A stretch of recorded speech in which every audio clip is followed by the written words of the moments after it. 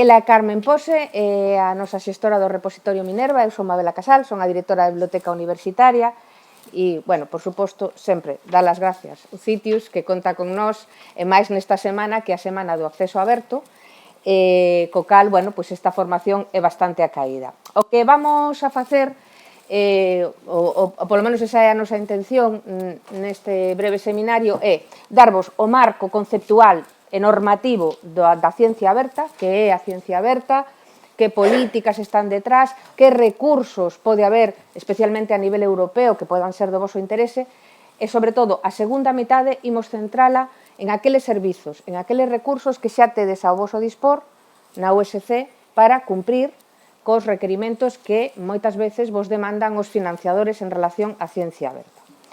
Tamén vos digo que, como vamos a ir bastante rápido, isto non é máis que un aperitivo, xa o saben as e os responsables do Citius, na biblioteca estamos sempre ao vosso servizo, entón non dubidedes en contactar, en preguntarnos, de feito xa recibimos incluso antes da celebración deste seminario, pois algunha consulta que vamos a, ademais, intentar dar resposta xa, vale? Que utilicedes a biblioteca porque, ao final, ese é o mellor recurso, vale?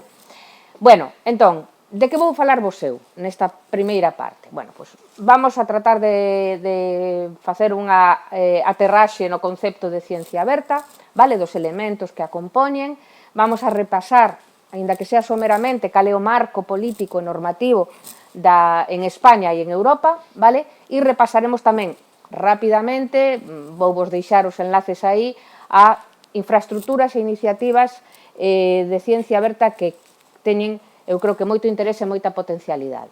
Entón, comenzando polo principio que é o concepto, ciencia aberta, non? A ciencia aberta non é un concepto, digamos, que teña unha bagaxe de 25 anos. Si o ten ese outro concepto que vedes aí, acceso aberto. Non podemos entender ciencia aberta sen saber antes o que supuxo o movimento do acceso aberto. Aquí hai xente moi nova, e entón, o mellor, isto non lles parece moi recente, pero hai outra xente que o acceso aberto e as vías para chegar ao acceso aberto si lles van a sonar.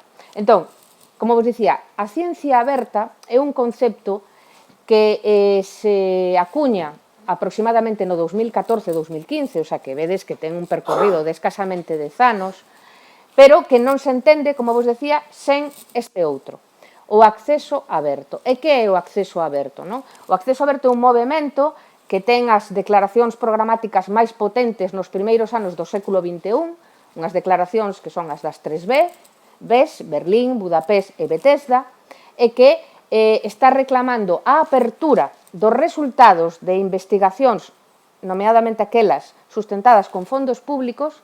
Apertura quere decir poder chegar a eses resultados en forma de artigos, por exemplo, sen barreiras económicas nen legais. Quere decir que podamos acceder a eses resultados que normalmente se publican en revistas e para o cal hai que pagar unha suscripción.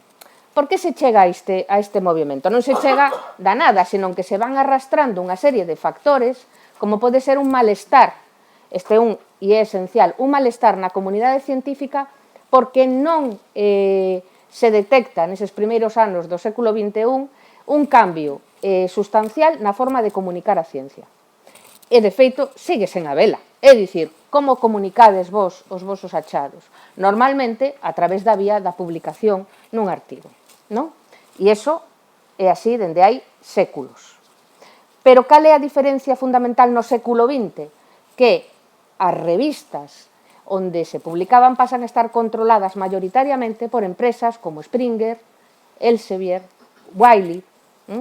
Deixa de estar o control da publicación científica en mans da academia e pasa ás empresas, con todas as vantaxas que pode ter, pero tamén cos inconvintes.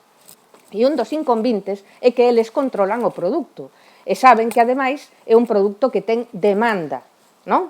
Polo cal, seguinte factor. Se ti tes algo moi demandado, podes encarecer o prezo. E nos últimos anos do século XX empezamos a sofrir nas diferentes institucións académicas e científicas unha suba, unha escalada nos prezos inasumible, vale? Entón, temos o segundo factor, un factor económico, non? Pensade tamén que na comunicación científica a academia tamén ten unha parte fundamental, porque cando se publica nunha revista, para eso é necesario que os teus iguais, os teus pares, os revisen e digan, sí, este artigo se pode... Vale, ese traballo quen o fai? O fai científicos e científicas sen remuneración.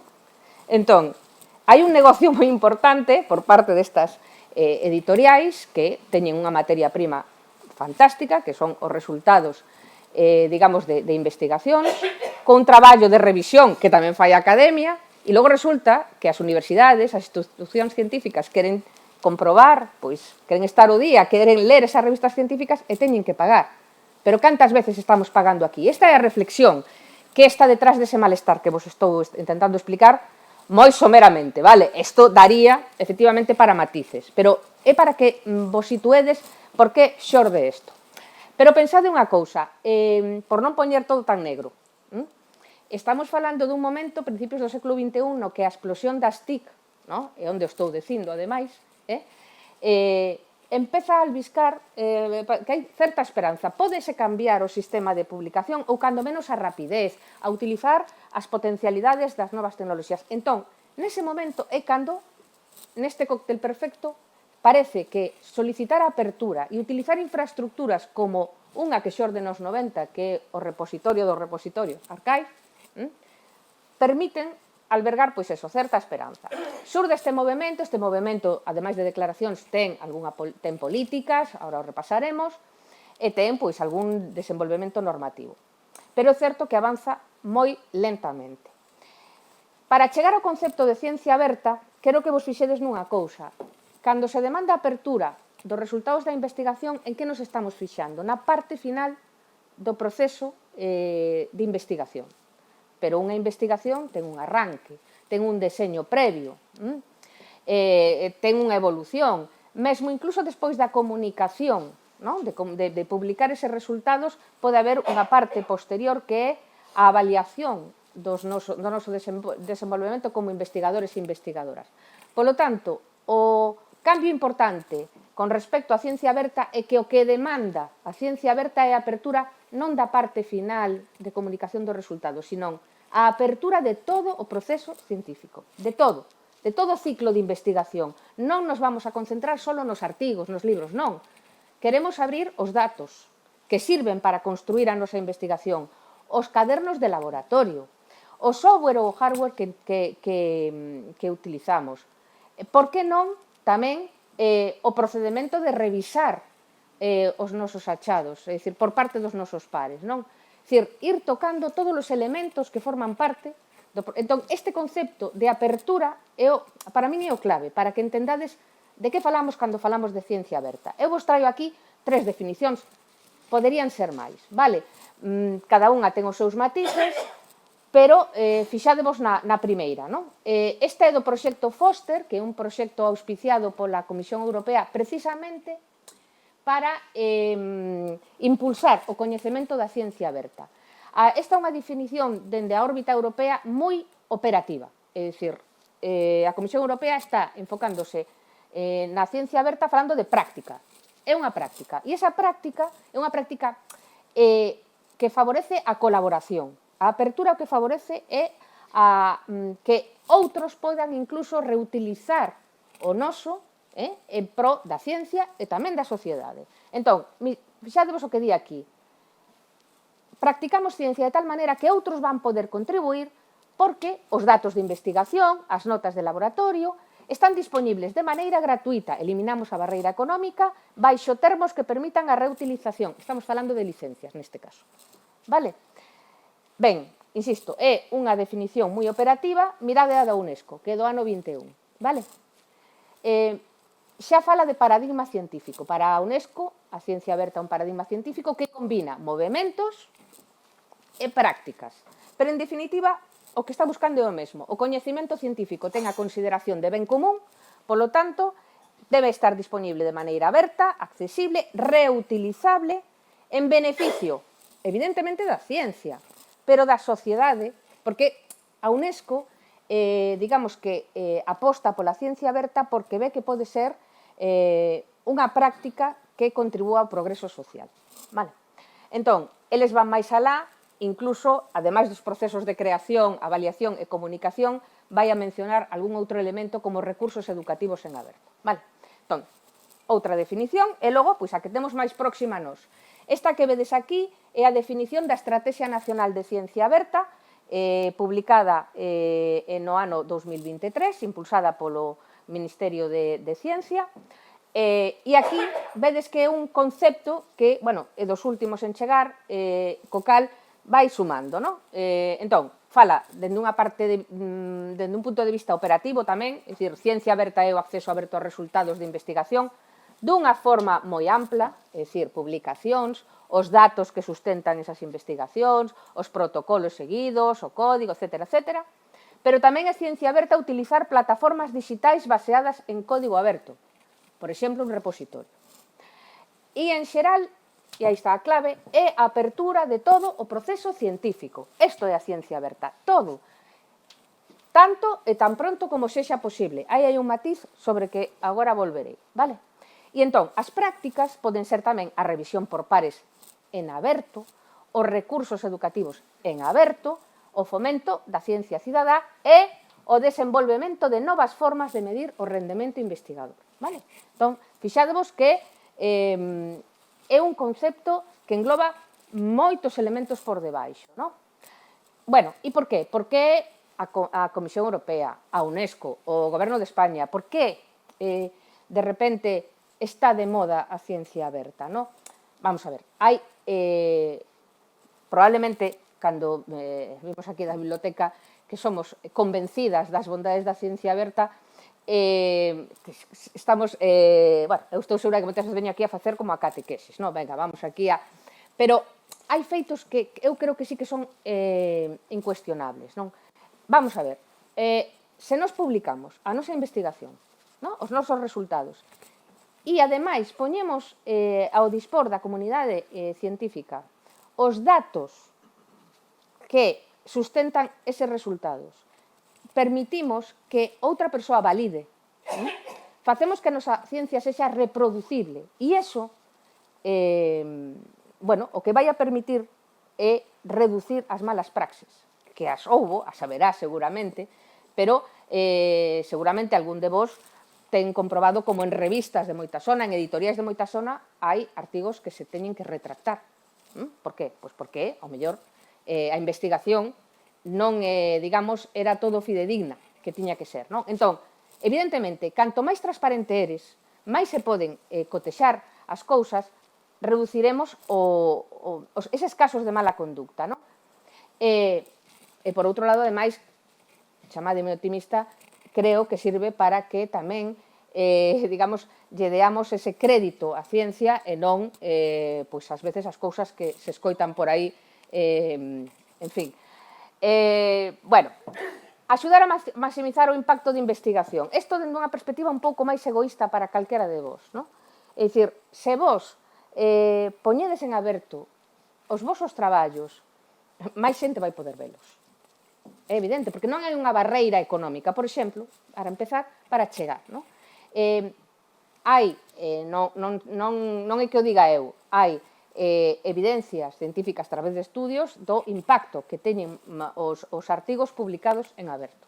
E as cifras son realmente moi claras e moi notorias, vale? E logo, xa dende un punto de vista máis, se queredes, filosófico, a ciencia, non sei se o decía Newton, porque ora parece ser que non foi el, pero quen fora que dixera que a ciencia se construe a ombreiros de xigantes tiña toda a razón, porque non partes da nada. Ti necesitas o anterior, inda que sea para desmontalo. Entón, esta é unha maneira de proporcionar, efectivamente, bases sólidas sobre a que as demais podan volver a construir. É dicir, ciencia aberta simplemente é boa ciencia. Forma parte dunha boa práctica de investigación. Vale? Con todo isto que vos digo, e menciono tantos elementos, pois ás veces costa facer un mapa conceptual do que é a ciencia aberta. Por eso, hai moitas representacións, eu vos traio aquí, bueno, pois unha mostra delas, non? Fixadevos esta, a taxonomía, esta é do 2015, cando empezaba a falarse de ciencia aberta. Bueno, vamos a ver, de entrada agora a ves e dices, madre mía, non? Bueno, se intentaba establecer cales eran os elementos, resultaba complexo, non? Polo que ao final foise optando por unha representación gráfica dende o meu punto de vista máis afortunada, porque podes ver, por exemplo, esta representación, que é a representación que fai a Nube Europea de Ciencia Aberta, a IOSC, non? É un concepto para augas, sí, e me parece moi afortunado, non? É un concepto moi amplo, baixo o cal está o acceso aberto, pero está tamén os recursos educativos en aberto, a ciencia cidadá, os datos abertos. Ou podemos optar por unha representación como a da UNESCO, vale? Hai un concepto nuclear central que se alimenta de unha serie de componentes que pode ser, pois de novo, a ciencia cidadá, o crowdfunding incluso, os laboratorios abertos, os datos abertos, os recursos educativos en aberto. Vos decía antes que a UNESCO ten, bueno, desde o meu punto de vista, o apoio da UNESCO á ciencia aberta é positivo porque máis alá desa visión moi importante do apoio decidido da Comisión Europea á ciencia aberta, UNESCO o que fai é darlle esa capa de impulso dende unha perspectiva global tratando de buscar unha ciencia máis integradora a nivel lingüístico, é dicir, que non só a ciencia sexa en inglés, é dicir, está apostando por unha ciencia multilingüe e multidisciplinar, é dicir, que favoreza tamén aquelas áreas que o mellor non están moitas veces tan ao dispor, non? Vedes que ten as cores da Axenda 2030 ao redor, non é casual, porque considera a UNESCO que a ciencia aberta é unha ferramenta moi importante precisamente para acadar os obxectivos de desenvolvemento sostible. E, por último, vos traio aquí unha representación da ciencia aberta do proxecto Foster que antes vos mencionaba, que tamén me parece moi afortunada, porque son as celas dun panal, non? Todas van construindo a ciencia aberta. É moi simple e é a que vamos a utilizar simplemente para repasar moi brevemente os componentes, vale? Non vou dicir nada máis do acceso aberto, que é a máis coñecida, pero a apertura dos datos, que, claro, con datos traballades todos e con moitos tipos de datos. Seguramente aquí utilizades varios tipos, pero se vamos á Facultade de Historia utilizan outros, e a Facultade de Psicoloxía outros. E claro, non todos os datos, decir, se poden poñer en aberto, non? Porque isto cando se dixo, claro, ninguén discute a bondade, non?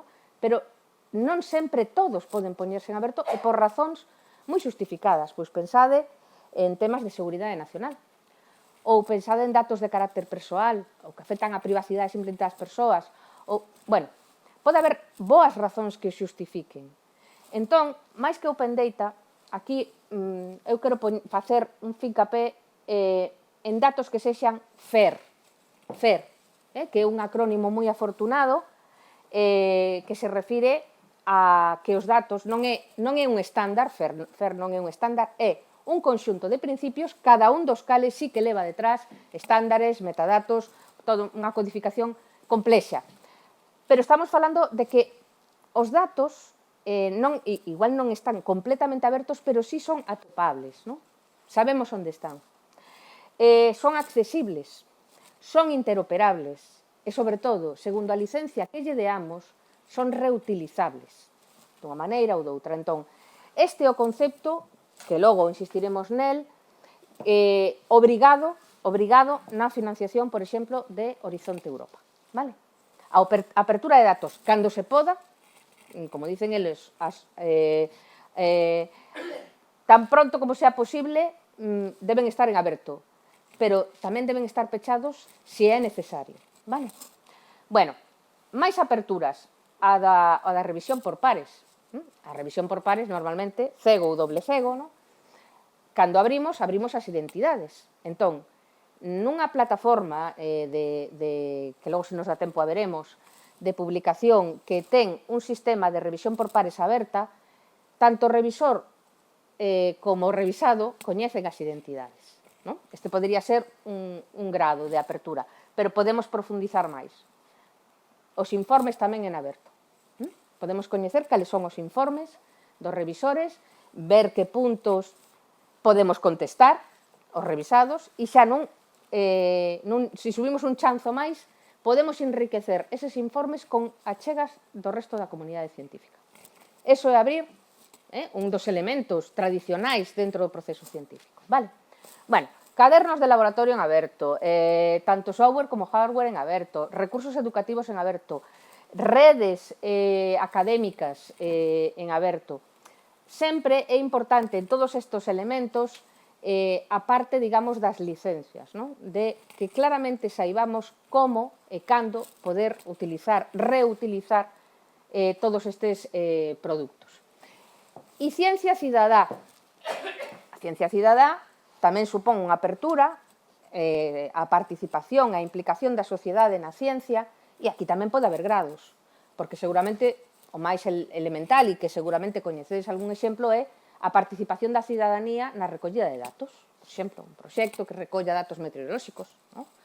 No campo das humanidades é moi frecuente moitas veces pedir a axuda na recompilación de documentos, de fotografías, vale? Pero podemos sofisticalo máis. Podemos montar laboratorios cidadás nos que a sociedade tamén participa no deseño do propio proxecto. Isto se pode complicar o que queiramos.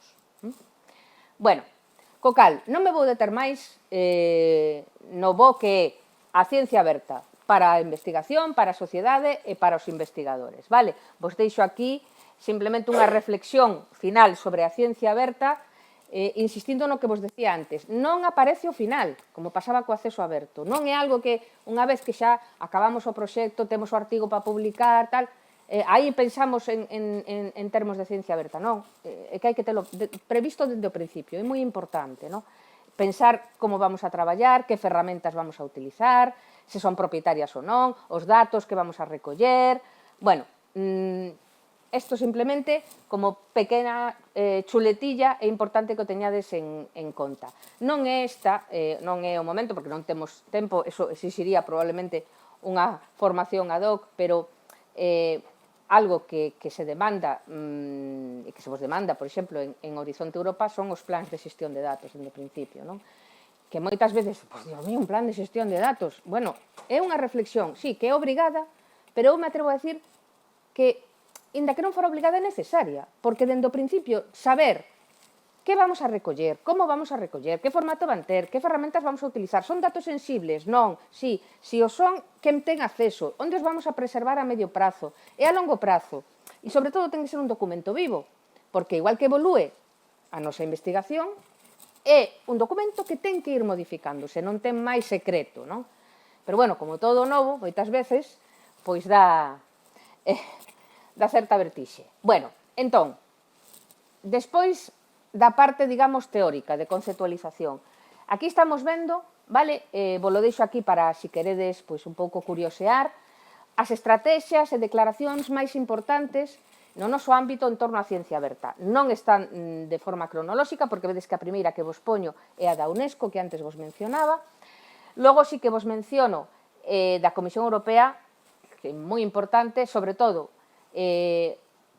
cando chega Carlos Moedas no 2014 a ser comisario de I+D+I na Comisión Europea, cando arranca, digamos, tamén todo o concepto da ciencia aberta, gracias a unha declaración programática del, que esta, o documento das 3 OEs, Open Innovation, Open Science, Open to the World, e a partir de aí, pois, empezan a desencadenarse cambios, como veremos, nos programas de I+D+I, Horizonte 2020 e logo Horizonte Europa, e dous documentos que vos poño aquí, que son a recomendación relativa ao acceso a la información científica e su preservación e as recomendacións que unha plataforma de expertos en ciencia aberta fixo. De maneira moi resumida, as conclusións ás que se chegan aquí é que despois de 15 anos de acceso aberto, e chegando a veces a unha conclusión un pouco dramática da perda de control do ecosistema da publicación científica, non pode pasar o mesmo cos datos. Danse de conta que os datos son esenciais, entón, para iso hai que contar cunha infraestructura robusta. De aquí nace a Nube Europea da Ciencia Aberta, a IOSC. Nace nestes anos precisamente desa necesidade de articular unha federación de infraestructuras digitais que sostenten a xestión e o mantemento dos datos de investigación. Pero tamén din máis cousas. Din que moitas veces para cambiar este estado de cosas especialmente na avaliación da carreira investigadora, claro, se non cambiamos os motivadores, non vamos a cambiar as cousas. Que quero dicir con isto? Si calquera de nós, para progresar na carreira, sabe que ten que publicar en determinados sitios, con revistas con determinado índice de impacto, pois por moito que lle digamos, non, está moi ben el repositorio, a ver, cales son, que me van a pedir a min, non? Entón, igual o que hai que cambiar é o sistema de avaliación. Entón, se introduce esa reflexión necesaria sobre, primeiro, hai unha dependencia excesiva do cuantitativo, hai unha dependencia excesiva na avaliación dos rankings. Entón, fagamos unha reflexión e introduzamos outras prácticas nas que se teña en conta outro tipo de elementos. E isto arranca de aquí, vale? Tamén arranca destes anos. Bueno, estes son os dous programas, Horizonte 2020 e Horizonte Europa, que beben directamente de todos estes documentos anteriores, e tamén vos poño un enlace á Estrategia Nacional de Ciencia Aberta. Vamos a repasar brevemente a evolución dos programas de financiamento na Unión Europea. Cando se empeza a falar de, digamos, nun programa concreto, neste caso de acceso aberto, no ano 2009, sétimo programa marco, se introduce como piloto o acceso aberto en determinadas áreas, e iso implica acceso aberto ao resultado de investigación, a ese artigo, e depósito, nun repositorio institucional. Piloto. 2014 arranca Horizonte 2020. O que antes era piloto, ahora é obligado. Vale? O acceso aberto, depósito e publicación en acceso aberto. Que se introduce como piloto? Os datos de investigación, Open Research Data, e plan de xestión de datos, piloto, 2014. Pero en 2020, vale, é por defecto, xa non é piloto, vale? Na segunda fase de Horizonte 2020 no 2017, agora, por defecto, datos en aberto e plan de xestión de datos, pero hai cláusulas, hai opcións para, digamos, non cumplir directamente isto porque pode haber boas razóns, como vos dicía antes, tipo de datos que temos non se poden abrir directamente, vale? Isto o contempla Horizonte 2020. Horizonte Europa, pois vai recollendo que xa era obrigatorio, o mantén. Fixadevos aquí é o cambio, dende o meu punto de vista, clave. Xa non fala de Open Research Data, fala de datos FAIR. Eso é obrigado. O plan de xestión de datos tamén é obligatorio. E, por defecto, apertura de datos, sempre que sexa posible. Sempre que sexa posible, vale? E logo se empezan a ter en conta prácticas de ciencia aberta que fagan os investigadores e investigadoras. Vamos a ver un pouco cal é a vía, non? Cando queremos cumprir con algunha destas, cos programas de financiamento europeo. Isto está pensado dende a óptica de Horizonte 2020, non? Entón, a nosa investigadora, que ten un financiamento e ten que publicar, o primeiro que fai é comprobar nun recurso que ora se chama de outra maneira, SPI, se non me equivoco, no? Sí, sempre o digo, OPF, vale, Xerpa Romeo, era antes OPF. Vale, pois comproba aí que opcións disponibles ten. Bueno, pois a revista que me vai publicar, fantástico, é unha revista de acceso aberto, polo tanto xa vou cumplir co que me din, pode ser o acceso vai ser inmediato. Si se requiere, terei que pagar, terei que pagar unha taxa por procesamento de artigo, cumplo, e logo, claro, recordade que hai que depositar, entón, bueno, comprobo cales son as condicións que me pon esa revista, busco un repositorio de confianza, deposito, e pode ser acceso aberto inmediato á versión que me deixe o editor ou embargado, vale? Estou falando do Horizonte 2020. Que sabedes que permitía un embargo de 6 meses en ciencias con carácter xeral e de 12 meses en ciencias sociais e humanidades. Vale? De feito, en Horizonte 2020 tamén podía pasar que publicáramos unha revista que non era aberta, é unha revista normal, de suscripción, non?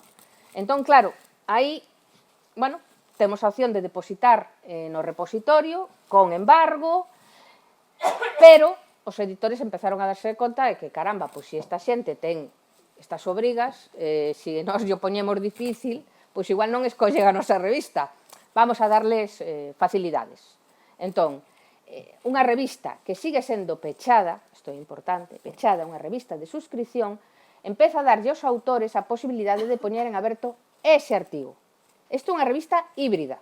É unha revista que non é aberta. Ten abertas as partes que os autores deciden previo paso por caixa, evidentemente. Vale? Isto sempre leva unhas APCs, unhas tasas de procesamento por artigo.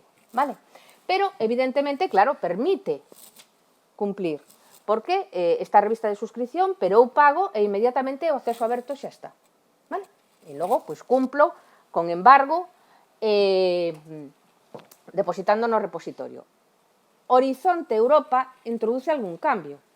E o primeiro cambio que introduce non hai, o sea, aquí non hai embargos. O depósito e a publicación ten que ser simultánea.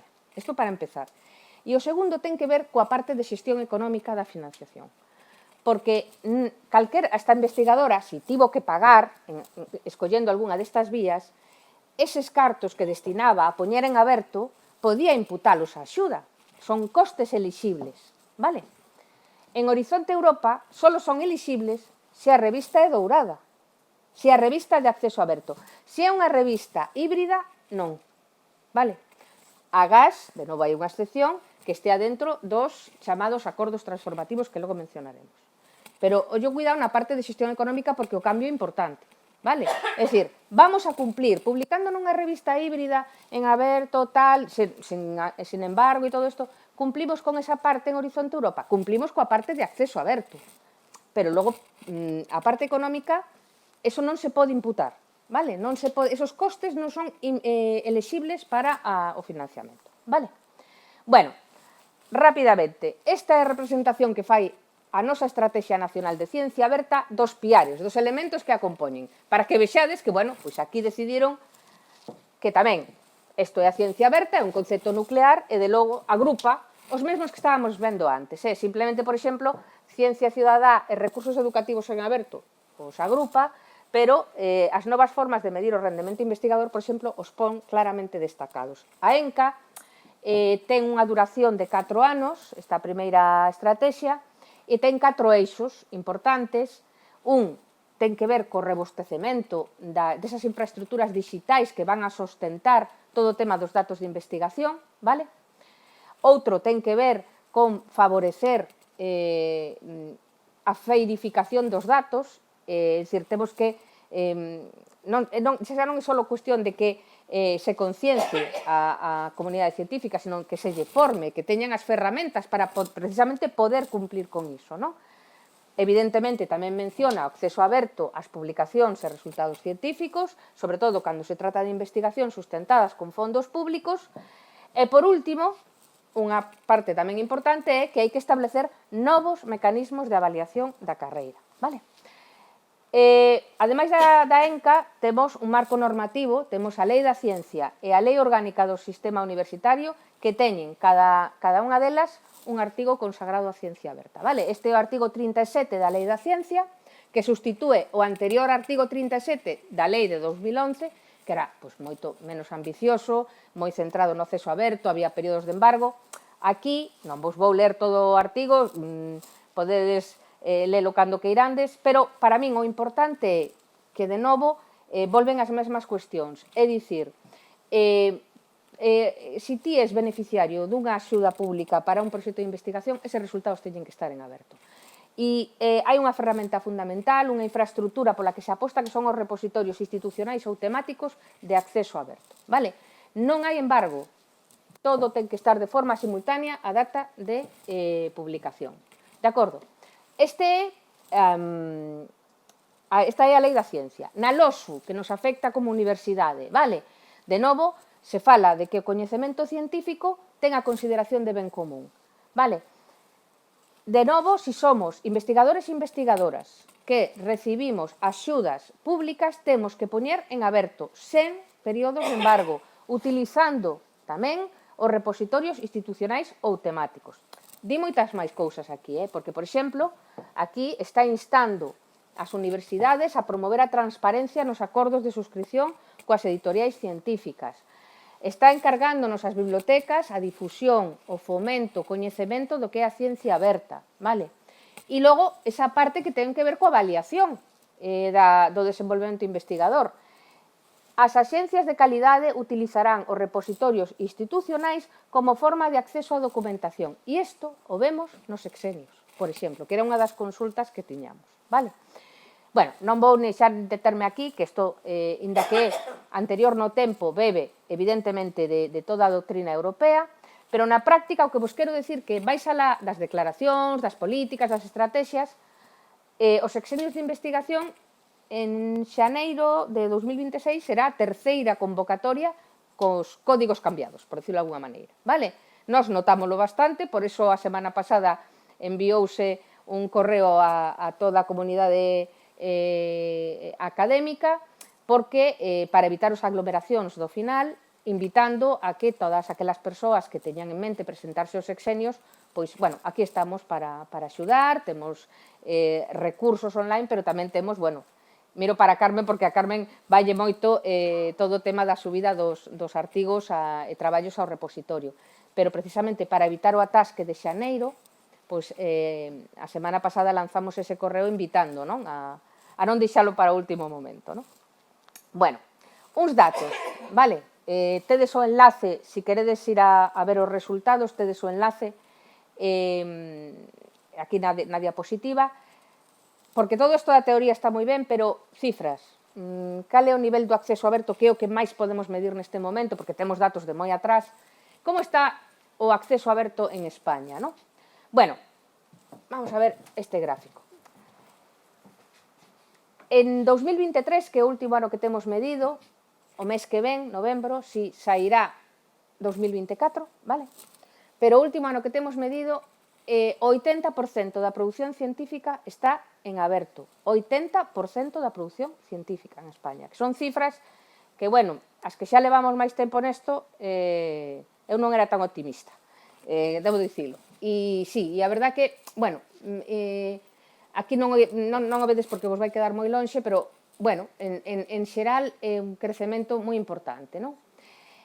Pero quero chamarvos a atención sobre as cores, non? Que representan diferentes maneiras de poñer, de disponibilizar a produción científica. Esta é a vía dourada, vale? A vía dourada, que ten un repunte aquí no 21, bueno, máis ou menos está nos mesmos termos, en torno ao 28% aproximadamente, vale? Esta vía dourada son revistas nas que se paga por publicar, vale? A vía vermella esta que vedes aquí representa revistas diamante, son revistas de acceso aberto, pero nas que o autor ou autora non paga por publicar, é outro modelo de sustentabilidade, vale? Normalmente son as propias institucións científicas que están por detrás ou consorcios os que manteñen esas revistas, vale? É a vía diamante, polo tanto, estas dúas vías, vale? Esta tampouco sabedes que máis ou menos se mantén estable, pero representan casi o 50%, vale? Esta vía verde é a dos repositorios, e dicides, pois vaya por Dios, porque isto está aquí cayendo dramáticamente. Bueno, vamos a explicar de onde sacamos os datos para que se entenda isto. A fonte que utilizamos nos últimos estudios é OpenAlex. Seguimos as recomendacións de Science Europe, que nos instan, digamos, a empregar fontes que non teñan unha dependencia comercial, vale? E entón, en OpenAlex, tamén o fai en Paywall, o solapamento que se dá entre os artigos publicados aquí e subidos ao repositorio, o que fai OpenAlex é prefire a vía da publicación, vale? Entón, o que estamos vendo aquí é, digamos, resultados, publicacións científicas non publicadas nas outras vías, é dicir, depósitos únicos, isto se entende, vale? Bueno, nos queda estudar o grado de solapamento, non sei se o daremos feito, digo daremos porque isto é un traballo que fai a Rede de Bibliotecas Universitarias Española, entón non sei se para o estudo que presentaremos o mes que ven se avanzará en termos de solapamento, pero evidentemente isto tamén é importante coñecelo, porque e explicar isto. Bueno, a vía bronce son revistas que poñen en aberto, pero non teñen licencia de ningún tipo, había que, bueno. E logo, pois, temos esta vía azul, que son as revistas híbridas, é dicir, esas revistas que vos dicía antes que non son abertas, que teñen parcialmente aberto aqueles artigos que os autores e autoras deciden, non? Fixádevos como dende o 2020 hai unha subida brutal que se explica, no caso de España, se explica fundamentalmente pola entrada, digamos, en vigor dos acordos transformativos a nivel estatal con el Sevier, con Springer, con Wiley, con ACS, con I al cubo, etcétera, etcétera. Vale? É unha vía cuestionada, vale? É unha vía cuestionada, porque... Ibas a decir? Porque, claro, falamos da vía dourada Sí. desta, bueno, das revistas híbridas, Sí. pero claro, as vía dourada moitas veces as revistas puras de Open Access tamén son bastante Son caras, sí, sí, sí. que é certo que publicas un artigo, eso, que son pechadas, pero publicas un artigo particular, pero a diferencia de precios son ser máis caras, pero Hombre, ti ten en conta que as revistas híbridas teñen dúas vías de financiamento, non? Que a suscripción é... Bueno, feito nos os acordos... As douradas a veces tamén. No, as douradas suscripción non pagas, precisamente. Nunca se paga por no que... Por exemplo, Yokubo Access es una revista completamente en abierto, pero... Completamente en abierto. Sí, hay que pagar. Hai que pagarla. Bueno, que decir... Pero pertenece a Yokubo, con lo cual se paga dos veces. Porque por estar suscrito... Pero pagas por poñer en aberto. Sí. Entonces, eso... Pagas por ponerla en abierto. O sea, a revista dourada, nunha revista que é realmente dourada, tú non pagas a suscripción. O sea, non hai o double dipping este, vale? Pero bueno, habería que velo no caso concreto de Yokubo, porque eu teño feito, bueno, nun recurso, non nos va a dar tempo a velo, pero podedes comprobalo logo nun dos recursos que vos vou a poñer aí, que máis ben son híbridas, máis ben son híbridas. Pero bueno, a ver, é cuestionable, pois mira, hai unha cousa que dis, Félix, que é moi importante, e canto de sostibles son estes acordos? Porque, por exemplo, a USC, ¿no? A USC ou as universidades galegas estamos pagando por pertencer, bueno, por formar parte deses acordos, que supostamente, bueno, pagamos porque a comunidade académica poida ler e ao mesmo tempo publicar, ¿no? Publicar e sen coste. Bueno, sen coste non nos costa o mesmo solo suscripción que suscripción máis publicar, non? E isto é sostible? É cuestionable. É aberto? É que realmente non, porque non está aberta toda a revista. Me entendedes? Só están abertos determinados, nas híbridas, digo, Son, claro, a ver, vosotros entendeu unha cousa. Están moi cuestionadas en la comunidad científica, porque cobran por publicar. Claro. Por eso esta vía que está aquí, esta vía diamante, ¿no? Por exemplo, os financiadores do Plan ES, xa me anticipo un pouco que vos iba a decir, no que están, por exemplo, a Comisión Europea, no que está a Fundación Bill e Melinda Gates, non? Agora mesmo, os do Plan ES, que ademais foron os máis punkis aí no tema do acceso aberto, agora o que están defendendo é esa vía, a vía diamante, a vía que busca a viabilidade de revistas. A ver, tampouco hai que engañarse, é dicir, as revistas teñen gastos que hai que... É dicir, as revistas teñen unha infraestructura que hai que manter. Vale, como a mantemos? Entón, están apostando por un modelo que é o modelo diamante no que, digamos, a sustentabilidade non é cousa do que vai publicar, senón que, ao mellor, pois hai institucións por detrás, bueno, son outros modelos. Como todo, tarda en introducirse, pero o Plan ES, por exemplo, a coalición ES, está apostando por esa outra vía, porque, efectivamente, a vía dourada tamén empeza a ser inasumible, non? Bueno, non quería enredar moito, e, de feito, porque, como vou, Carmen, que senón non te vou deixar a ti... Vale? Entón, simplemente, aquí, ides ter un acceso, xa nin vou a entrar, para ver como está o USC, non vos quededes con esta porcentaxe, Isto é un enlace a OpenAlex directamente a nós, a USC. Vale? Entón, a USC está exactamente na media estatal. Estamos, aquí vos está saindo, por iso digo que non vos fiedes deste pantallazo, está collendo toda a produción científica dende o 2000. Vale? Se ides a columna do 2023, que é o último que hemos medido, estamos no 79,9%, 79,9, o sea, casi 80, estamos na media nacional de acceso aberto, vale, non hai diferencia, é o que vos quero dicir. Pero, bueno, vos invito a que xoguedes un pouquiño e vexades as diferencias, por exemplo, si vamos a comprobar canto de aberto son as publicacións nas que a universidade publica, por exemplo, co CSIC, porque chegamos ao 88%, por exemplo, vale. Bueno, quería repasar eso, simplemente deixarvos aquí unha serie de recursos que tamén creo que son interesantes e que cubren diferentes aspectos da ciencia aberta. O plan ven de shock, ¿no? Que é o que buscaba esta coalición de grandes financiadores, o que busca é efectivamente poñer totalmente en aberto os resultados. Non di nada diferente do que se di na Comisión Europea, pero teñen unha ferramenta que vos invito a que utilicedes porque, vamos a quitar isto, simplemente tan fácil como que poñades aquí o nome, ¿no?, dunha revista. Bueno, tedes que disculpar porque encima vin sin as gafas, aquí, mira, digo por coller, por exemplo, unha calquera, que non ten... Vale, tipos aquí o financiador, vale, e aquí pos a túa institución.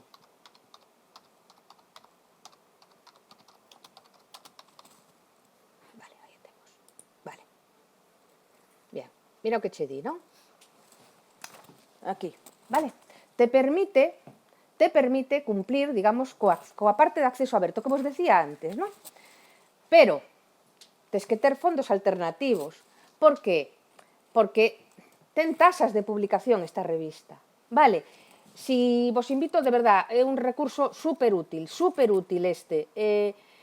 Podedes incluso buscar, o sea, que vos dea un pouquiño máis de información, vale? E te dice exactamente cales son as rutas coas que cumples, vale? É dicir, é un recurso, non quero enredar moito máis, Carmen, pero este me parecía que era importante que o coñecera. Bueno, vai a estar eso na presentación, tedes os enlaces a todo.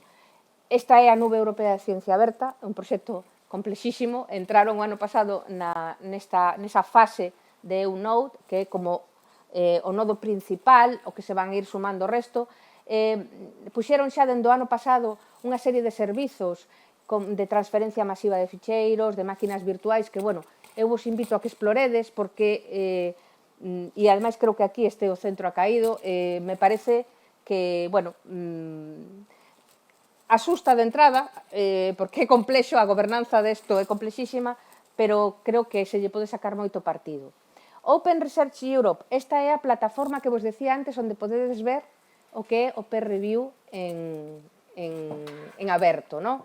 É unha plataforma que puxo en marcha precisamente a Unión Europea para, vamos a buscar aquí, a Universidade, unha cousa rápida. Es que esto de la presbicia malísimo. Vamos a ver si me sale así, dinlle. Sí, vale. Vale, vamos a coller algunha que teño aquí localizada, que estea revisado. Bueno, esta plataforma está pensada para aqueles proxectos que teñen financiamento de Horizonte 2020 e Horizonte Europa, e super rápida, 10 días tes o artigo publicado, e sobre todo, mira, este está revisado, vamos ver este, por exemplo, non? Exactamente, eso que vos quería enseñar, vale? Aquí tedes, se ve, aí tedes o Open Peer Review, é dicir, sabemos as 3 persoas que están revisando, vale? E podemos ver que, por exemplo, o revisor 1 puxo algunha pega, non? Coa segunda versión, porque fixados, isto é do 6 de febreiro, vale? Na versión do 31 de marzo, ese primeiro revisor deu o ok. O segundo deu xa o check dende o principio, e a terceira revisora plantexa, debe ser un pouco tiquismiquis, plantexa un pouco de... Bueno, é interesante que o vexades porque tedes, por exemplo, se queredes ver, non? Vamos a ver se acertas, Mabela. Aquí... Vale, bueno, por certo, estos son boas prácticas de ciencia aberta. Ti poden citar a túa revisión, vale? E estos son moitas veces evidencias para a carreira investigadora. Quero dicir, isto cando se fala de recompensa das prácticas de ciencia aberta, este é un bo exemplo, vale? Entón, aquí temos, podedes comprobar, bueno, pois, todo o que di, vale? Contesta unha serie de preguntas, vale? E ten a resposta dos autores. Entón, é moi interesante esta plataforma. Sobre todo, é gratis. Tamén é importante. y te... Sí. ¿Por qué es importante saber el nombre de esa gente? Quiero decir, al final la revisión, lo más importante es, es que sea anónima, es decir... ¿Pero por qué? ¿Por qué pensas que vaya a ser así? A ver, entendo que queres decir, tío dis... Porque hay un sesgo. Porque teña sesgo. Porque hai un sesgo. Mira o do outro lado.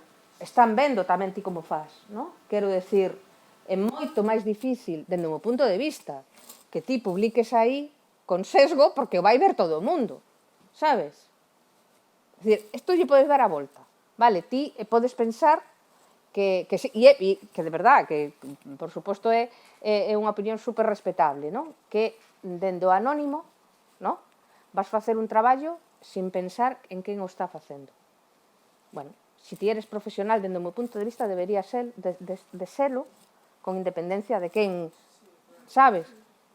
O sea, isto está pensado en la transparencia precisamente para que non haxa nada que ocultar, que ninguén poida decir, bueno, claro, es que eu non, porque ás veces o cego solo en un sentido, o revisor o mellor sabe a quen está revisando e o revisado non sabe quen lle revisa, sabes? Hai cego e doble cego. Aquí non hai, aquí é todo transparente, vale? A mí me parece interesante, sobre todo, que vexades o tipo de informes que se fai, vale? Porque hai que, o sea, non vale decir isto non vale porque sí, vale? Hai que motivar, hai que fundamentar. E, bueno, eu vexo que a xente, ademais, o feedback o recolle e mellora o artigo, non? Incluso o agradece, vale? Entón, bueno, tedes incluso, isto ten métricas tamén, bueno, me parece que é unha plataforma interesante. Non é obrigatoria usala, evidentemente, ¿Cuánto se utiliza? ¿Cómo evolucionado? Pois mira, eu me fixo, porque como xa levo tempo con isto, vou vendo, non? E todo sempre me fixo do punto de vista de Santiago, non? Que eu normalmente no que... E digo, caramba, pois... o ano pasado que vin aquí había un artigo de Bugarín, me acordo perfectamente, que estaba aquí revisado, non? Bueno, de Bugarín e de máis xente, vale? E dixen, bueno, pois igual isto non ten máis. E dende aquela, houbo como 3 ou 4 máis de Santiago, que poden parecer poucos, pero a mí me parecen moitísimos, sabes? Entón, bueno, evidentemente é unha vía ademais que non impide que publiques noutros sitios, vale? Pero isto xa te axuda a cumplir, o sea, isto se fixo coa idea de que os proxectos financiados xa tiveran onde publicar dunha maneira áxil e cumpliran cos requerimentos de Horizonte 2020. Sí que impide. Impide... Si tú publicas aquí resultados de investigación, despois non lo puedes. Non te van a querer nas outras revistas, quero decir, pero é máis porque as outras non o queren. Claro. Claro, non por outra cousa. Claro, pero non é que eles o impidan, sabes? Vale, o impiden as outras, vale. Bueno, que non me quería enrollar porque senón... Que puede ser, porque todo esto de la ciencia abierta está muy bien, pero ¿cómo casa luego? Porque la idea de la universidad es luego transferir conocimiento a la industria, ¿no? Y hacer spin-off. ¿Y cómo casa todo esto con el tema de las patentes? Bueno, aí xa entramos noutro tema. No, pero la patente la solicitas antes. Claro. Si la solicitas antes de tirarlo aquí o cualquier sitio, ya está. ¿Y hasta qué punto todo es abierto? Eso es a lo que me refiero. ¿Hasta qué punto todo puede ser abierto? Bueno, eso é casi unha pregunta filosófica, non? Hasta que punto... Quero decirte, como te dicía antes, hai cousas que de entrada non poden ser abertas, vale? Porque hai razóns que o sustentan, non? Pero, para min, eso non, que haxe algunha razón non niega la maior, é dicir, sabes? Dende o punto de vista do rendemento de contas, ti pensao tamén, porque quen está aquí é o legislador detrás, e tamén a sociedade. Nós estamos investindo en ciencia e ti queres un retorno de investimento, vale? Casos concretos como que ti di, creo que, para non enrollarnos, podemos falalo despois, sabes? Pero, quer dizer, non teñen unha resposta fácil dentro do meu punto de vista e hai que ir ao caso concreto, porque, claro, cando me dis eso, o mellor estás pensando nun caso concreto, sabes? Es que la palabra retorno es muy central. O sea, ¿qué es un retorno para la sociedad? Bueno, igual eso... Non sei, eu propoño, ao mellor que temos que facer outra sesión, xa falando de...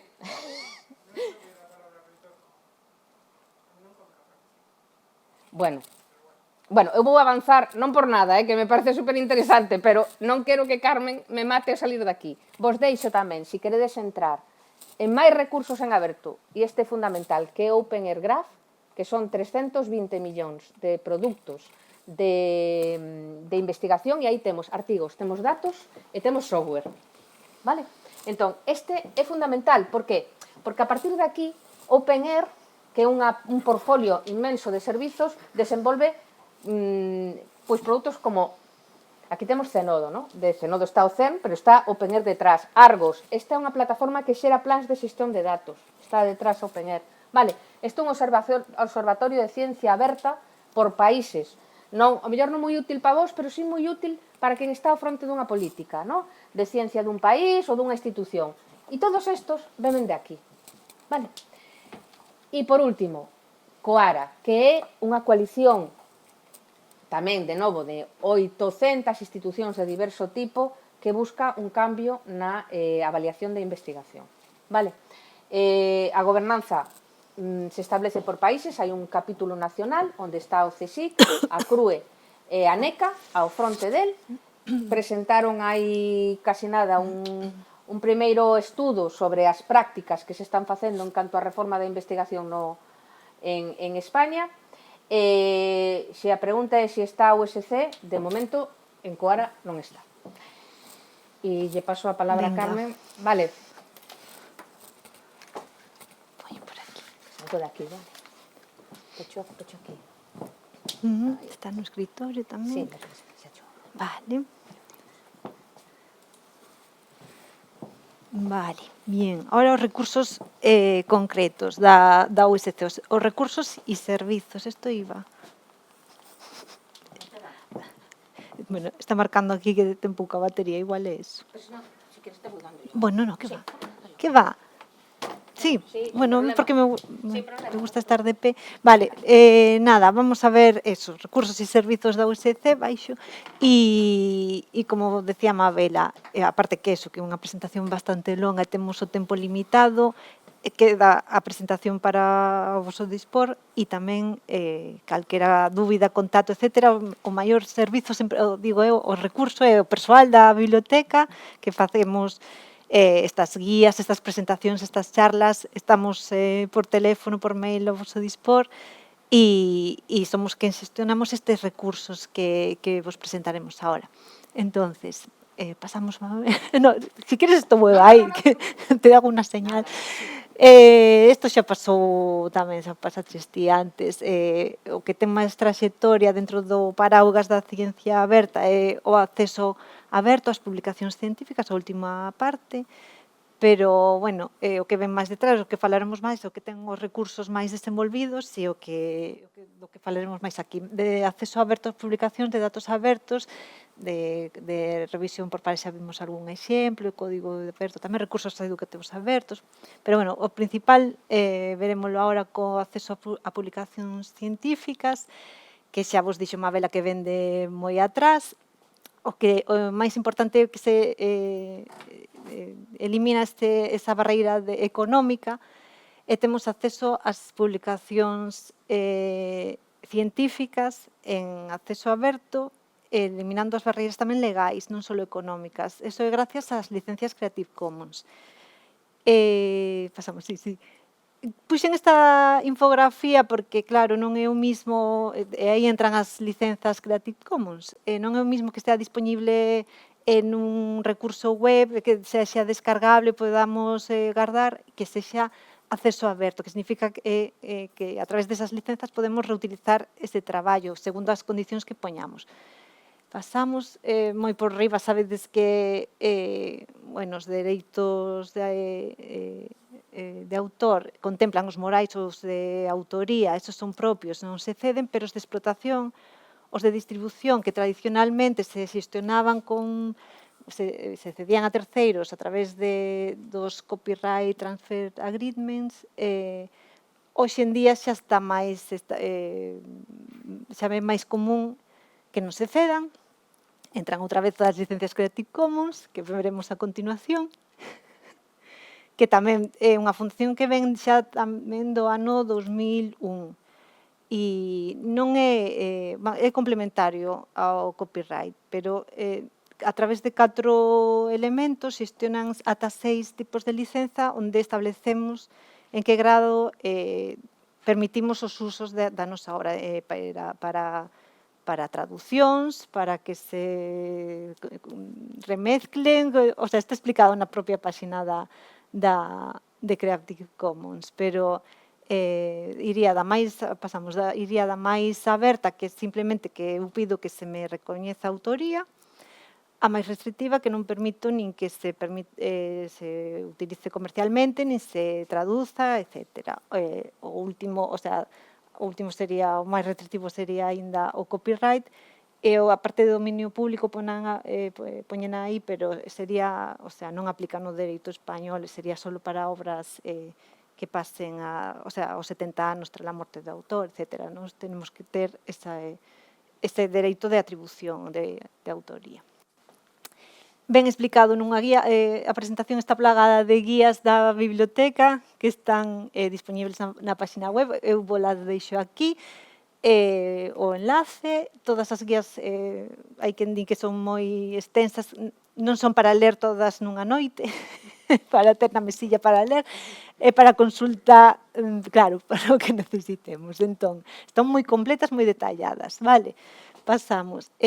Tamén moi por riba, porque xa comentou Mabela tamén, as vías do acceso aberto son a dourada para publicación en revistas e a verde para a difusión en repositorios institucionais. E dentro da dourada, ou así máis difuso, quedaría diamante, que non cobra as APCs, as taxas de publicación en aberto, e esa bronce que tamén non é ni acceso, bueno, ese acceso aberto, pero non ten esas licenzas das que falábamos, non se sabe o que se pode hacer con ese artigo, está disponible, pero non é acceso aberto como así.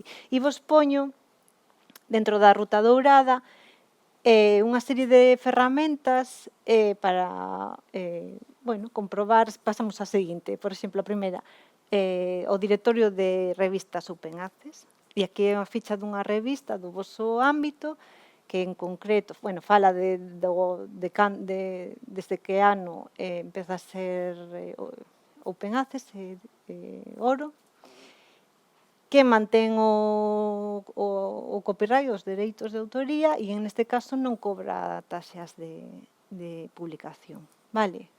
Outro exemplo sería o Journal Citation Report. Si tedes aí na primeira diapositiva unha serie de ferramentas para comprobar, filtrades por ano, o sea, por que sexan open access, por temática e tal, e na seguinte diapositiva veredes que moitas destas revistas douradas, open access, fully open access, están dentro do primeiro cuartil, teñen impacto. Entonces, quero dicir, teñen... O sea, non publicar en aberto significa non ter impacto. Seguimos. Puxen aquí un incisito, porque igual algún de vos recibiu así publicidade ou un aluvión de mails de algunha revista que teñen a apariencia de revista con rigor científico e non. Entón, moitas tamén é difícil comprobar. Bueno, é difícil comprobar, non. Esta é unha ferramenta aí, se clicades aí, unha ferramenta para comprobar se o son ou non.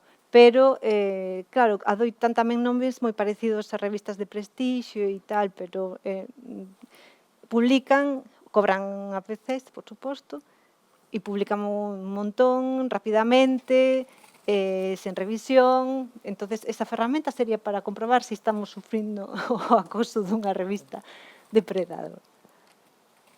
Os acordos transformativos, había duda desto? Non. Había de ACM, despois o vemos, ou parádeme se queredes ver isto, xa os coñecedes, supoño tamén, non? E falou Mabela disto. Hai desde 2021 unha serie de acordos con varias editoriais a través do CISUC para que dende a biblioteca se sufran eses gastos de publicación en aberto. Entón, hai que cumplir unha serie de requisitos que veñen na seguinte diapositiva, que tedes que ser autores de correspondencia, asinar coa afiliación institucional e depositar en Minerva despois. Pero, nos comprobamos sempre que teña de relación coa SUECE primeiro e que sexades autores de correspondencia. O das licenzas, os requisitos que veñen aí xa os poñen as propias revistas. E que pasa? Vémoslo na seguinte, que son limitados. hai algún editor, os Forcambridge, que non sei se vos afecta moito, bueno, que son ilimitados. El se viu este ano tamén, que parecía que non se firmaba, pero ao final, e algún xa se acabou. Entonces, nos a maneira de comprobalo, o sea, de xestionalo máis ben, é por riguroso orden de entrada. Entonces, pode ser algún departamento, algún centro que se beneficie de varios traballos que lle sufragamos os custos e chegue novembro ou antes, porque Springer antes do verán, penso, incluso, que se esgotou. Tiñamos 62 APCs disponibles para sufragar estes gastos e acabaronse, eu penso que sí que en junio, julio. Antes das vacacións, sí. Entonces, por orden de llegada. Claro, e sabemos que dependemos dos procesos, dos tempos da revista, de publicación, de revisión da revista. Vos iba a preguntar, os acordos transformativos, bueno, teredes unha estimación de canto se está pagando por artigo, máis ou menos, non? Hombre, non o teño na cabeza, pero sí, hai un coste que se calcula. É máis barato que publicar directamente, supoño que sí tamén. Hombre, normalmente sí, pero por lo que vos decía tamén antes, porque tamén estás pagando un montante por a parte de lectura. Os acordos transformativos, claro, a palabra é clave transformar, non? O sea, isto nace para transformar unha revista pechada en aberta. Por iso digo que hai certo cuestionamento dos acordos, porque ao final, en teoría, ti tes un prazo de 4 anos para que esa revista transforme o seu modelo de sostemento económico. A realidade é que remataron os primeiros acordos e xa se asinaron os seguintes, e as revistas siguen estando igual, en algún caso, non? Daí o cuestionamento, vale? Pero é certo que nos contratos se reflicte unha porcentaxe, é dicir, canto do que estamos pagando ven pola lectura e canto pola publicación.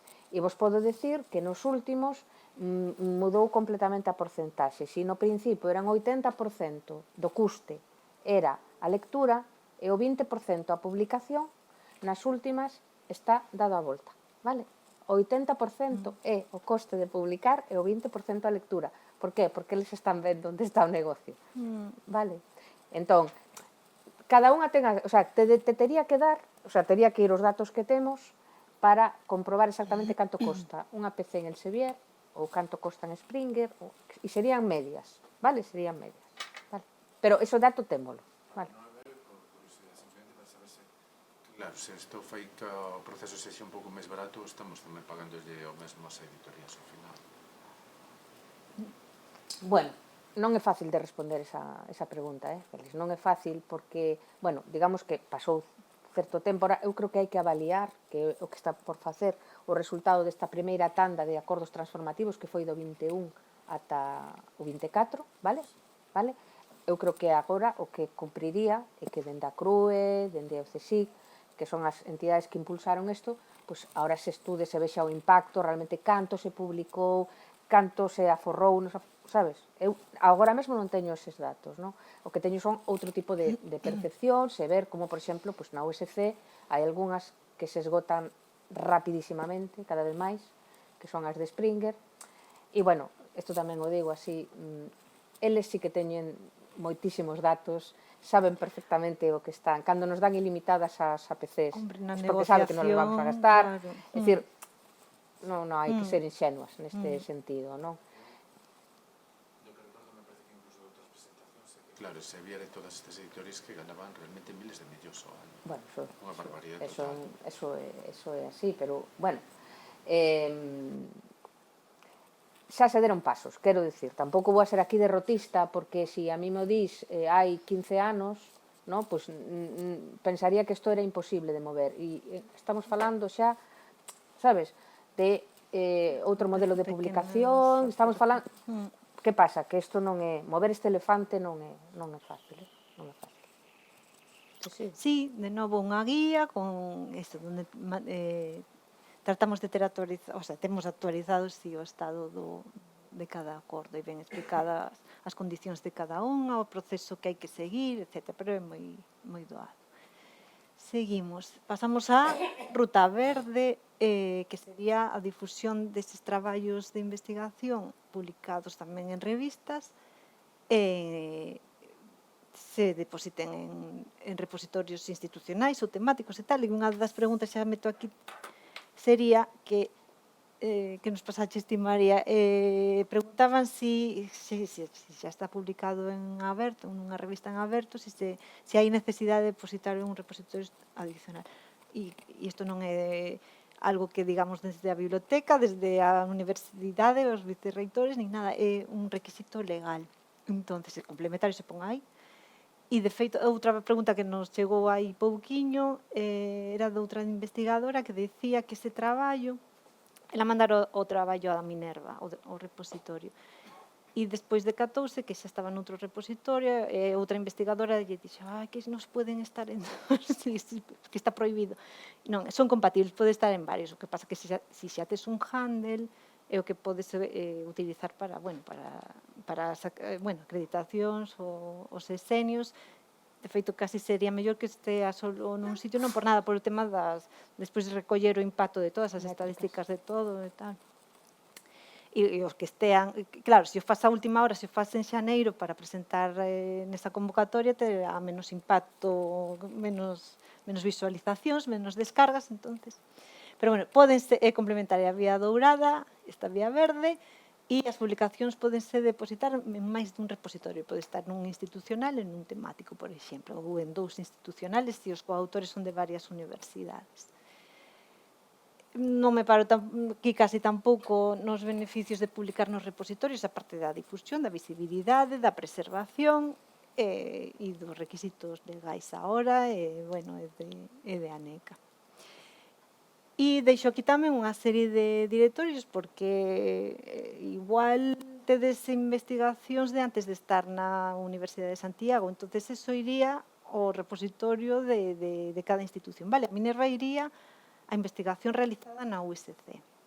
Despois o vemos en contraposición co portal, que o portal sí que recolle todo, pero a Minerva sería a Entón, tedes aí unha serie de directorios para tanto os institucionais, os de universidades españolas, que recolle Revium, que ahora está actualizadísimo, e os temáticos, tal, podes tamén trastear por aí. En canto a que se pode depositar, falábamos antes dos embargos, e agora que xa non hai embargo, as revistas o que permiten, na maioría dos casos, na grande parte dos casos, depositar, digo para os artigos que non sexan open access, os que sexan en aberto e teñen esas licenzas, podemos depositalos sin problema en Minerva. Os que sexan de suscripción, casi todas as revistas teñen estipulado que se permite depositar o postprint, a versión aceptada que non teña maquetación editorial. Igual establece unha serie de que se acompañe unha declaración, outra licencia Creative Commons, etc., pero habería que ver cada caso, pero sempre permiten difundir o postprint, vale? Vemos na seguinte a maneira de comprobalo. O mellor sempre ir á web da revista, a propia web da revista, pero hai unha ferramenta como o antigo Sherpa Romeo, Open Policy Finder, ou no caso español Dulcinea, que vemos, un pouco latos. Antes era máis fácil, por un tema de colores e tal. Aquí era toso porque, por exemplo, nesta revista vemos o que se permite, se clicamos na opción Publish, do que se permite no caso dos artigos de suscripción, na versión publicada, a versión of record.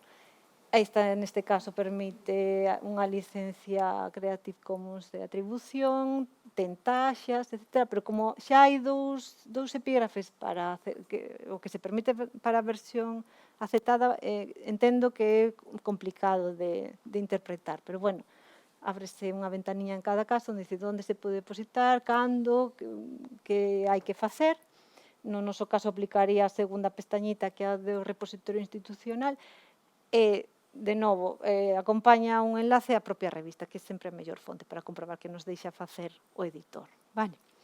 Exemplos de páxinas de revistas, se poñemos no buscador Repository Policy Springer Books, tamén nos sale aí nunha páxina, nunha busca rápida.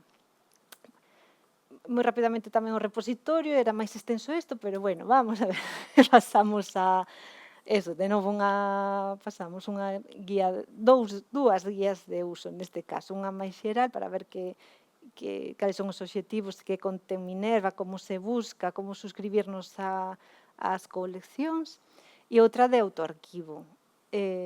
O depósito tedes lo que facer vos. Nos despois na biblioteca revisamos e por eso mandouse este correo para non deixalo a última hora porque é un proceso non automático. Temos que revisar envío por envío e moitas veces non se cumplen para os artigos que non son open access, sobre todo eses criterios de, os dereitos están cedidos ás editoriais, hai que ver en cada caso por caso, que hai que cumplirse aí embargo, se meteron ao postprint, se non, hai que leva tempiño, vale? Entonces, canto antes o fagamos, mellor.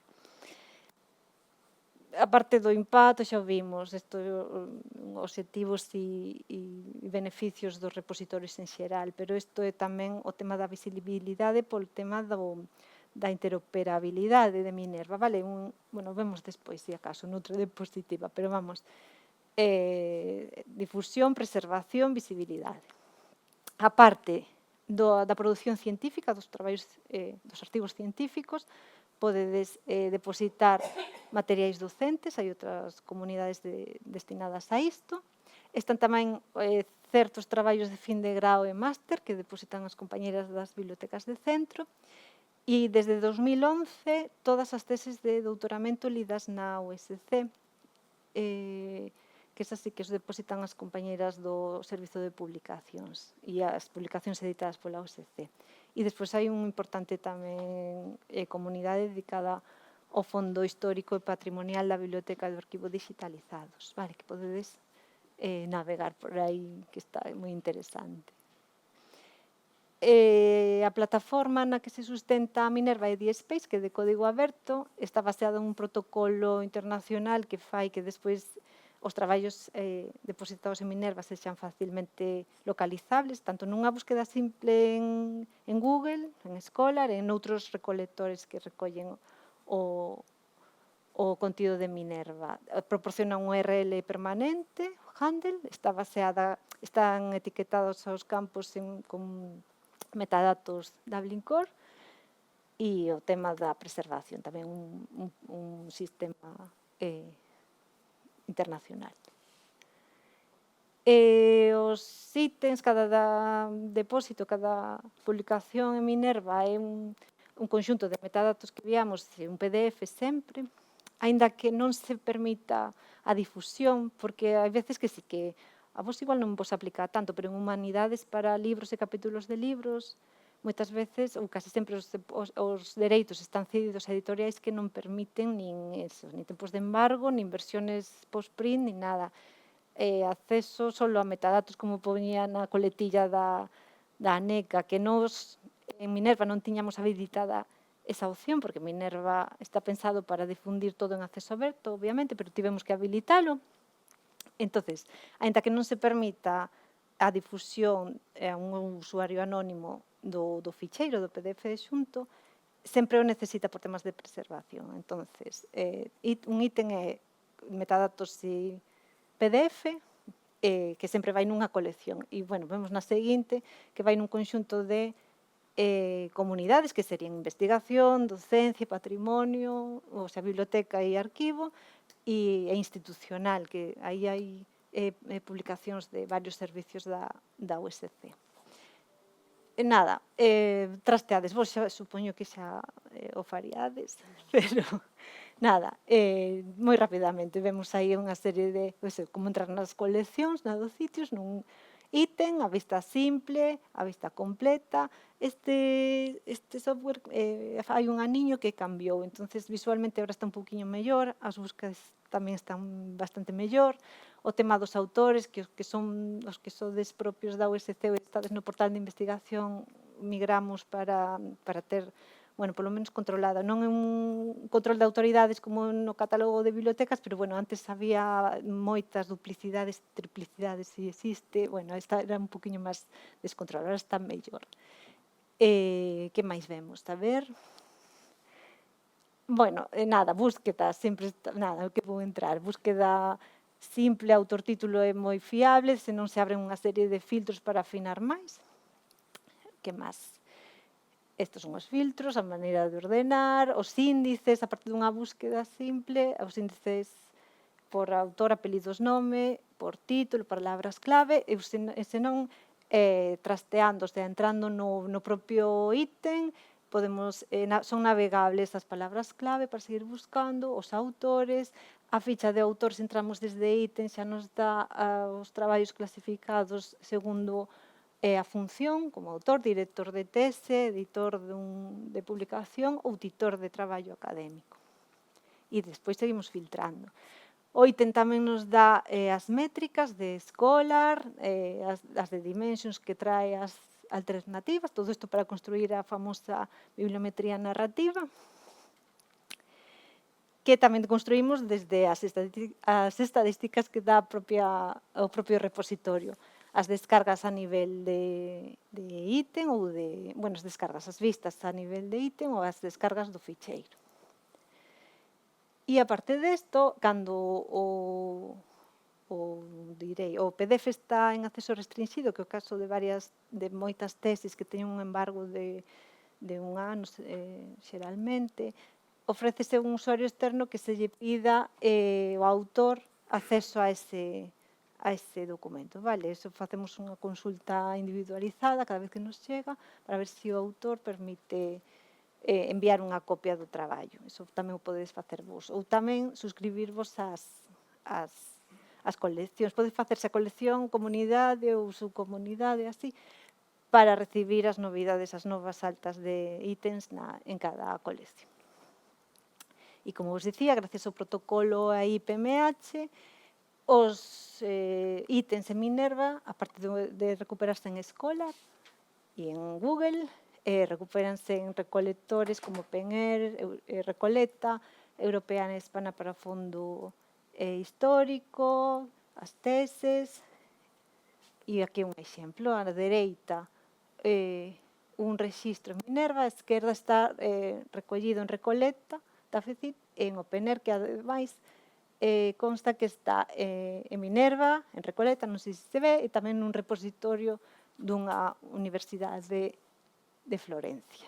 Entón, que si é compatible, seguramente si é un traballo recollido en Elsevier, o sea, unha revista seguramente dourada ou híbrida, pero quero dicir que tamén está nun repositorio compatible, están varios repositorios e compatible, e ademais nun recolector, quero dicir, como vamos de tiempo? Isto todo sobre a publicación ou, as rutas dourada e verde, o acceso aberto ás publicacións científicas. E moi rapidamente tamén, porque está nunha guía, todo o tema dos datos de investigación. Sí, pasamos, porque é moi rápido. Isto é reproducir, son pantallazos da propia guía. A definición xa dixo Mabela, e toda a información que acompaña a nosa investigación, que agora ten que estar en aberto. Entonces, pasamos, sí.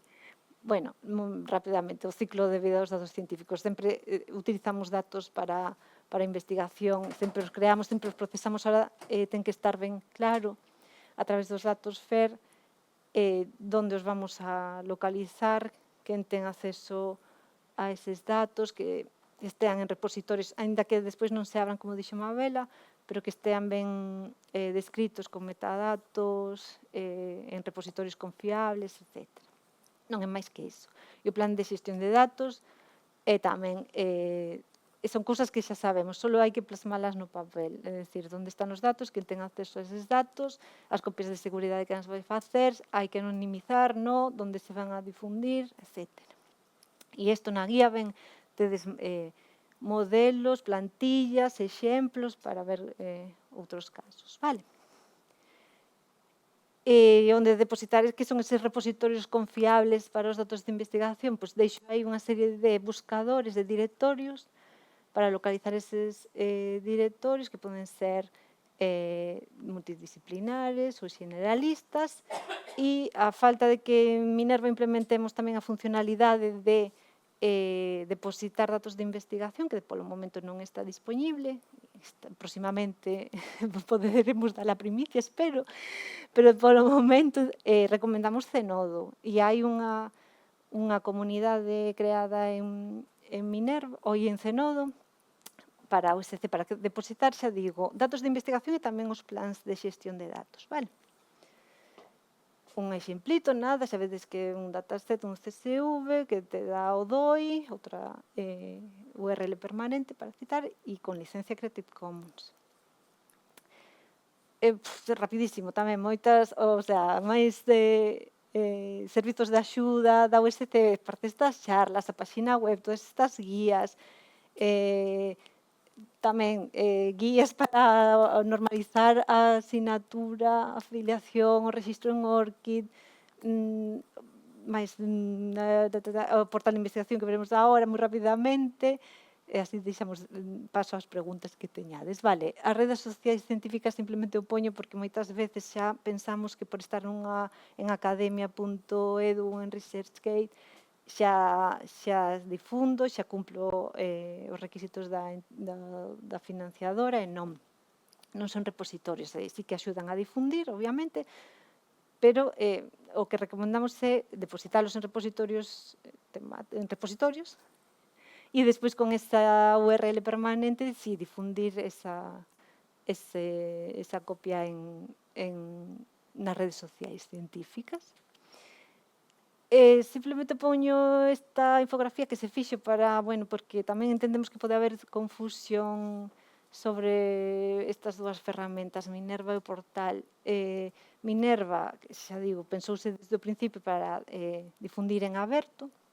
Ahora, bueno, a ver, hai pouquiños traballos que estean en acceso restringido, habilitouse por o tema da ANECA, dos sexenios, pero é unha porcentaxe moi baixa, sí. Sí, entonces, sí, en acceso aberto os textos están mayoritariamente en texto en acceso completo. E no portal non, recolle toda a vosa produción científica, pode haber textos que estean que sexan de suscripción, e tamén pode haber textos que sexan de outras universidades, outras afiliacións, vale? Tamén outra guía do portal, bueno, isto non é a guía, pero bueno, hai unha captura da guía. Tamén pasamos, todos tamén coñecedes, non? O portal de investigación que dá indicadores. Por que había de Scopus directamente, non? No, de Scopus, de WOS, de Diane. De todas. E logo ten algunha parte de alimentación máis manual. Sí. E cada canto tempo se actualiza? Se actualiza automáticamente? Sí, a parte das bases de datos, digamos, Scopus e WOS, eso e Dianet, esas son automatizadas. A frecuencia non me acordo, porque hai... É moi frecuente. Sí, pero sí, é moi frecuente. Sí, Vale. semanal, en algún caso, ahora non me acordo cal era cal. Pero algunha diaria. Sí. Algunha diaria. Sí. E tamén está a forma de solicitarlo, de incorporarlos manualmente, sí. Outra guía, por suposto, pasamos ao seguinte, nada, pantallazos de como sacar os indicadores. Non, se tedes aquí algunha dúda, se queredes falamos a nivel universidade, a nivel individual, a ficha de autor, que onde tedes recollidas as publicacións, as colaboracións, os proxectos, os indicadores de impacto.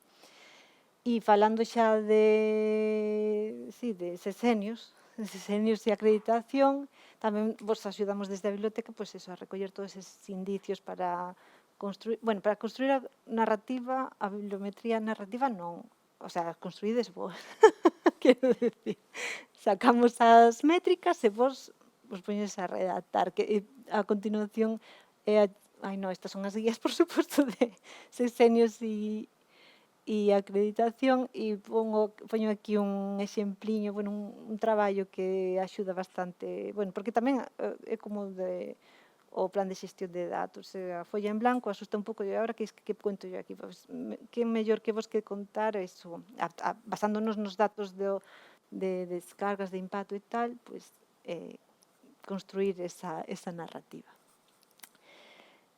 Un par de recursos que están depositados en Minerva, que sabendo que eso, que desde a biblioteca tratamos de axudar, as compañeiras de psicoloxía hai 2 aniños fixeron un par de sesións sobre os novos requisitos.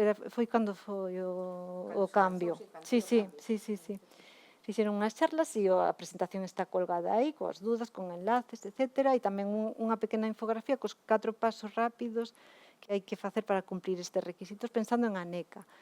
Que sí, que entendemos que o investigador pensa que é algo administrativo, unha cousa máis que se nos pon encima, pero é un requisito legal, non é algo que veña nin da biblioteca, nin da NECA, que a NECA bebe de si, de Coara e tal, pero é un requisito legal, non o poñemos nós. E canto antes o fagades, mellor polo tema que vos dicíamos.